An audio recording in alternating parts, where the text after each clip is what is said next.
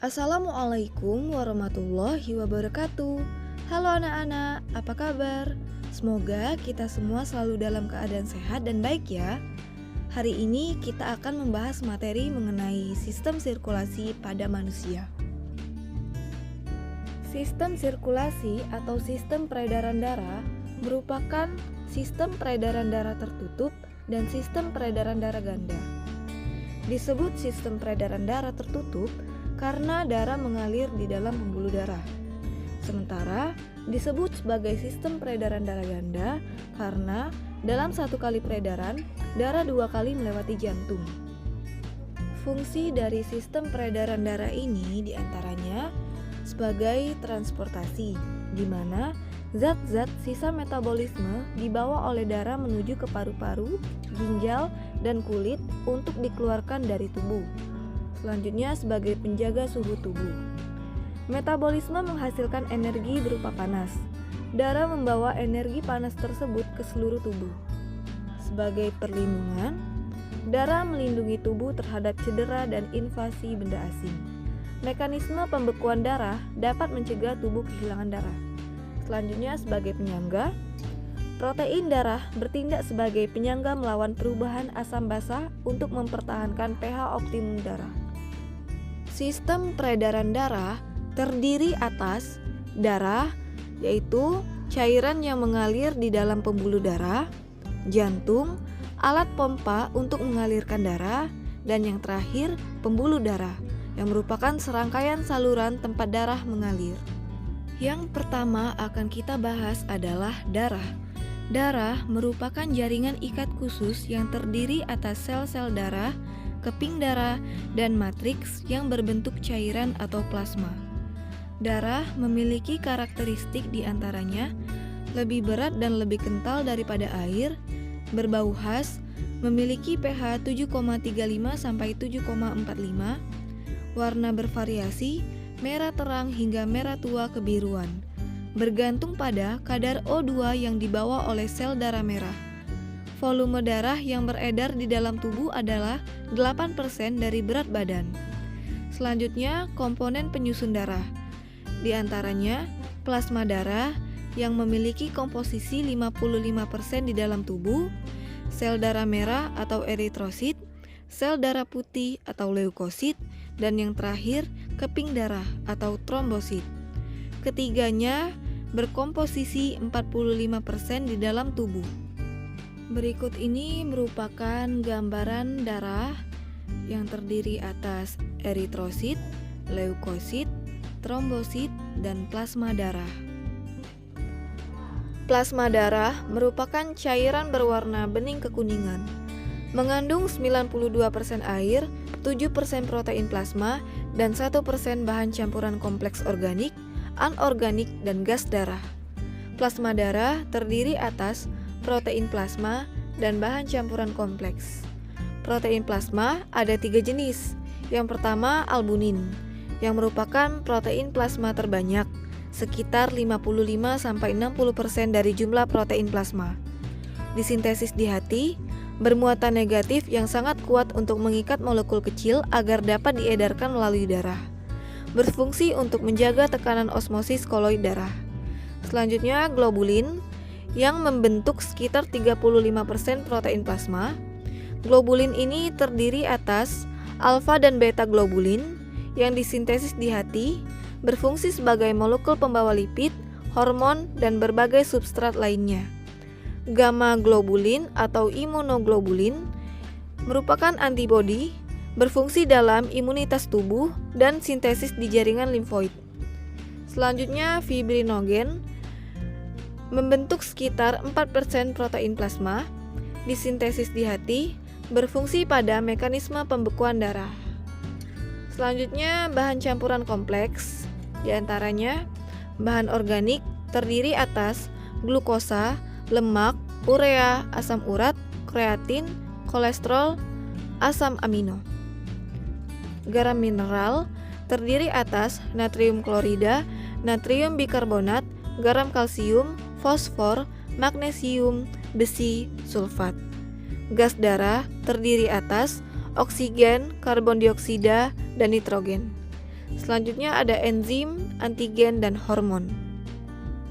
Berikut ini merupakan plasma darah pada manusia.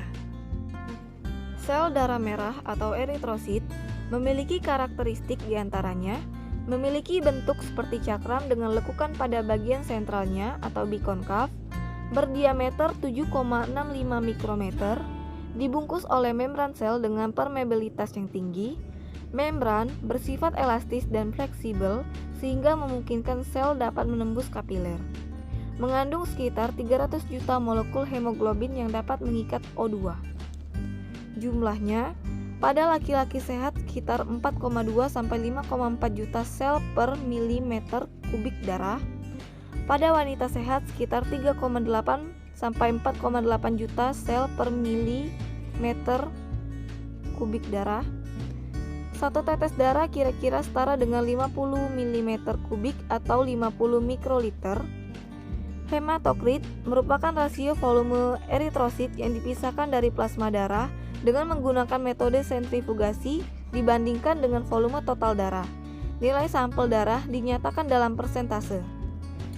Jadi hematokrit ini terdiri dari hematokrit laki-laki yang berjumlah 42% sampai 54%, hematokrit perempuan 37% sampai 47%. Fungsi dari eritrosit ini diantaranya mengedarkan oksigen ke seluruh jaringan melalui pengikatan oksigen oleh hemoglobin. Hemoglobin mengikat oksigen sehingga menjadi oksihemoglobin berwarna merah terang. Jika hemoglobin melepas oksigen ke jaringan, maka menjadi deoksihemoglobin berwarna lebih gelap atau kebiruan. Membawa CO2 ke paru-paru, hemoglobin berikatan dengan CO2 di bagian asam amino pada globin sehingga disebut karbaminohemoglobin. Hanya 20% karbon dioksida dalam darah yang terikat pada karbaminohemoglobin. 80% sisanya berbentuk ion bikarbonat. Pembentukan ion bikarbonat dipengaruhi oleh enzim karbonat anhidrase yang terdapat di dalam eritrosit. Ion bikarbonat berdifusi keluar dari eritrosit menuju ke plasma. Sel darah putih atau leukosit memiliki karakteristik diantaranya jumlah normal di dalam darah manusia sekitar 5.000 sampai 10.000 sel per milimeter kubik darah. Infeksi atau kerusakan jaringan dapat menyebabkan peningkatan jumlah total leukosit. Lebih banyak beraktivitas di dalam jaringan, bukan di dalam pembuluh darah. Berfungsi untuk melindungi tubuh terhadap benda asing, virus, dan bakteri.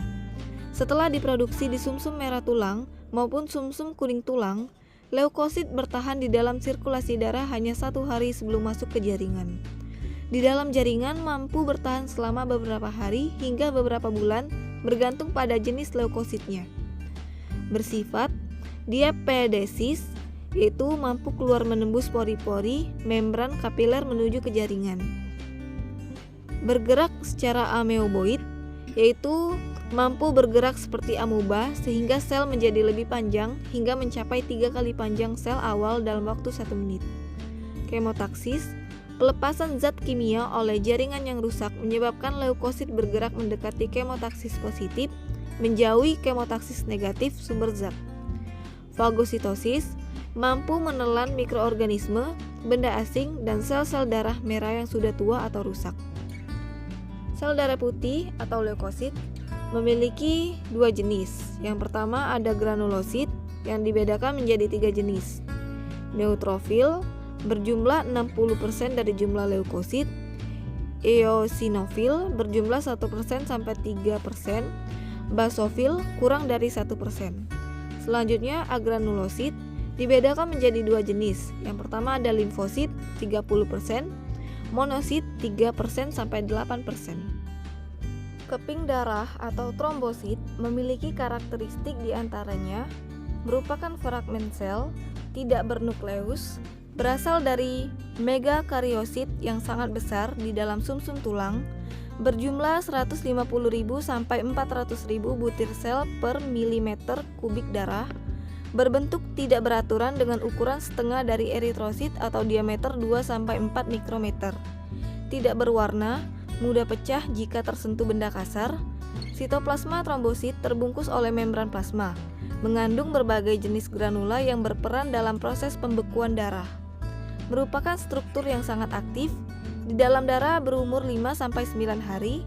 Trombosit yang sudah tua diambil oleh makrograf di hati dan limpa pada saat darah melewati organ tersebut. Fungsi dari trombosit ini diantaranya hemostasis atau penghentian darah, perbaikan pembuluh darah yang robek, dan pembekuan darah.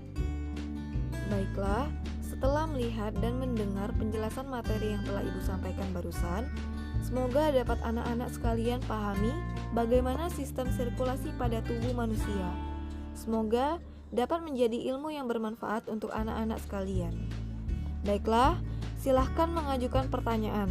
Pembelajaran kita dilanjutkan di forum diskusi yang telah Ibu siapkan di e-learning. Terima kasih. Wassalamualaikum warahmatullahi wabarakatuh.